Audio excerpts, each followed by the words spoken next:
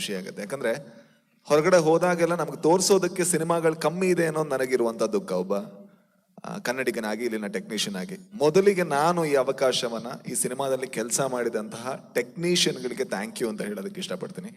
ರವಿ ವರ್ಮಾ ಅವರು, Danny master, ಇವರ ಕೆಲಸಗಳನ್ನ ನೋಡ್ತಾ ಇದ್ದಾಗ ನನಗೆ ಎಂತ ಆನಂದ ಆಯಿತು ಅಂದ್ರೆ, ನನ್ನ ಭಾಗ್ಯ ಇದು, ನನ್ನ ಫಿಲ್ಮ್ ಸ್ಕೂಲ್ ಇದು. ಅಷ್ಟು ಒಳ್ಳೆ ಕೆಲಸಗಾರರು.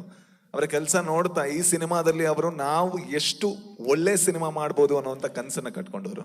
ಜೊತೆಗೆ ಸತ್ಯ ಸರ್ ಇದ್ರು, ಅವರ ಸಿನಿಮಾಟೋಗ್ರಫಿ, ಜೊತೆಗೆ ಈ ಸಿನಿಮಾನ ಒಬ್ಬ ಹೊಸ ನಿರ್ದೇಶಕನಿಗೆ ಯಾವ ರೀತಿ ಹೆಗಲಾಗಿ ನಿಲ್ಬೇಕು ಅದೆಲ್ಲದೂ ಅವ್ರು ನಿಂತಿದ್ರು.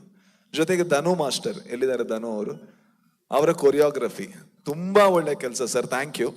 ಅಂಡ್ ಅದಾದ್ಮೇಲೆ ಸರ್ ನಿಮಗೆ ಥ್ಯಾಂಕ್ ಯು ಸೋ ಮಚ್. ಈ ಸಿನಿಮಾದಲ್ಲಿ ಅವರಿಗೆ ತುಂಬಾ ಟಾರ್ಚರ್ ಕೊಟ್ಟಿದ್ರೆ ನಾನೇ ಅನ್ಸುತ್ತೆ. ಯಾಕಂದ್ರೆ ಪ್ರತಿ ದಿವಸ ಈಗಲೂ ಫೋನ್ ಮಾಡಿ ಕೇಳ್ತೀನಿ, ಏನಾಗ್ತಾ ಇದೆ ಸರ್ ವಿಜುವಲ್ ಬಂತ, ನನಗೊಂದು ಸ್ಕ್ರೀನ್ ಶಾಟ್ ಕಳಿಸ್ಬೋದಾ ಅಂತ ಕೇಳ್ತಾನೆ ಇರ್ತೀನಿ. ಸರ್ಗಿರ್ಬೋದು ಅಥವಾ ಪ್ರೊಡ್ಯೂಸರ್ ಅವ್ರಿಗಿರ್ಬೋದು. ಯಾಕೆಂದ್ರೆ ಇದ್ರಲ್ಲಿ ನಾನು ಆಕ್ಟ್ ಮಾಡಿದೀನಿ ಅನ್ನುವಂತ ಯಾವುದೇ ಆಸೆಯಿಂದ ಅಲ್ಲ. ಒಬ್ಬ ಕನ್ನಡಿಗನಾಗಿ ಈ ಸಿನಿಮಾ ನಮ್ಮ ಭಾಷೆಯ ಸಿನಿಮಾ, ಬೇರೆಯವ್ರು ನೋಡ್ಬೇಕು, ನಮ್ಮವ್ರು ನೋಡ್ಬೇಕು ಅನ್ನೋದು ನನಗಿರುವಂತ ತುಂಬಾ ದೊಡ್ಡ ಸ್ವಾರ್ಥ.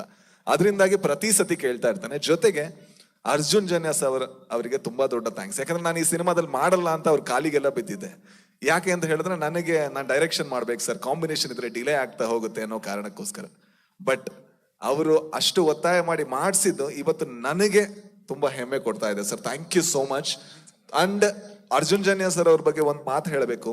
ಆ ಮನುಷ್ಯ ಯಾವ ಕನಸನ್ನ ಕಂಡಿದ್ದಾರೆ ಅದನ್ನ ಅಚೀವ್ ಮಾಡಕ್ಕೆ ಅವರು ಯಾವ ಶ್ರಮ ಕೂಡ ಪಡೋದಕ್ಕೆ ತಯಾರಿದ್ದಾರೆ. ಅವರನ್ನು ನಾನು ನೋಡಿದೀನಿ, 3-4 ದಿವಸ ರಾತ್ರಿ ನಿದ್ದೆ ಬಿಟ್ಟು ಬೇರೆ ಯಾವುದೋ ಕೆಲಸವನ್ನ ಕಂಪ್ಲೀಟ್ ಮಾಡಿ, ಜೊತೆಗಿದ್ರೆ ಮ್ಯೂಸಿಕ್ ಸ್ಕೋರ್ ಮಾಡ್ಕೊಂಡು ಜೊತೆಗೆ ಶೂಟ್ ಮಾಡ್ತಾ ಇರ್ತಾರೆ. ನಾನು ಇಲ್ಲಿ ತನಕ ಯಾವ ನಿರ್ದೇಶಕ ನನ್ನನ್ನು ಸೇರಿಸಿ ಒಂದು ಸಿನಿಮಾಗೆ ಇಷ್ಟು ದುಡಿಯೋದನ್ನ ನಾನು ಯಾವತ್ತೂ ನೋಡಿಲ್ಲ. Thank you so much sir. ಜೊತೆಗೆ ನಮ್ಮ ನಿರ್ಮಾಪಕರು, ಅಣ್ಣನಿಗೆ ಯಾವತ್ತೂ ನಾನು ಫೋನ್ ಮಾಡ್ತಾನೆ ಇರ್ತೀನಿ, ಅದೇ ಅಣ್ಣ ಏನಾಗ್ತಾ ಇದೆ ಅಣ್ಣ, ಬಿಸ್ನೆಸ್ ಟಾಕ್ ಏನಾಯ್ತು, ನನಗೆ ಪರಿಚಯ ಇದ್ರೆ ಯಾರಾದ್ರೂ ಮಾತಾಡ್ಬೋದಾ ಅಂತ. ಯಾಕಂದ್ರೆ ಅಂತ ಒಳ್ಳೆ ಮನಸ್ಸಿನ ಒಬ್ಬ ನಿರ್ಮಾಪಕ. ಈ ಸಿನಿಮಾಗೆ ಏನ್ ಬೇಕು ನನಗೆ ಎಲ್ಲಾ ಕೊಡೋದಕ್ಕೆ ಸಾಧ್ಯ ಅಂತ. ಜೊತೆಗೆ ನನ್ನನ್ನು ಸಹಿಸ್ಕೊಂಡಂತ ಉಪೇಂದ್ರ ಸರ್ ಮತ್ತೆ ಶಿವರಾಜ್ ಕುಮಾರ್ ಅವರಿಗೆ ಥ್ಯಾಂಕ್ಸ್ ಹೇಳೋದಕ್ಕೆ ಇಷ್ಟಪಡ್ತೀನಿ. ಯಾಕಂದ್ರೆ ನಾನೊಬ್ಬ ಸಣ್ಣ ನಟ, ಮಾಡಿರೋದೇ 10-12 ಸಿನಿಮಾಗಳು, ಅದು ಕೂಡ ಸಣ್ಣ ಸಣ್ಣ ರೋಲ್ಗಳು. ನನ್ನಂತವ್ರನ್ನ ಅಷ್ಟು ಸ್ಪೇಸ್ ಕೊಟ್ಟದಕ್ಕೆ thank you so much sir. ಜೊತೆಗೆ ಅವ್ರ ಜೊತೆ ಯಾವಾಗ್ಲೂ ಶೂಟ್ ಇಲ್ಲದೆ ಇರಬೇಕಾದ್ರೆ, ಶೂಟ್ ಆಗಿ ಒಂದು ಶಾರ್ಟ್ ಆದ್ಮೇಲೆ ನಾನು ಇಂಟರ್ವ್ಯೂ ನೋಡಿತಾ ಇತ್ತು, ಅದ್ ಮಾಡಿದ್ರಿ ಸರ್, ಹೆಂಗ್ ಮಾಡಿದ್ರಿ, ಈ ಸಿನಿಮಾ ಆಗ್ಬೇಕಾದ್ರೆ ಏನಾಗ್ತಾ ಇತ್ತು, ಉಪೇಂದ್ರ ಸಿನಿಮಾ ಆಗ್ಬೇಕಾದ್ರೆ ಏನಾಗ್ತಿತ್ತು ಅಂತ.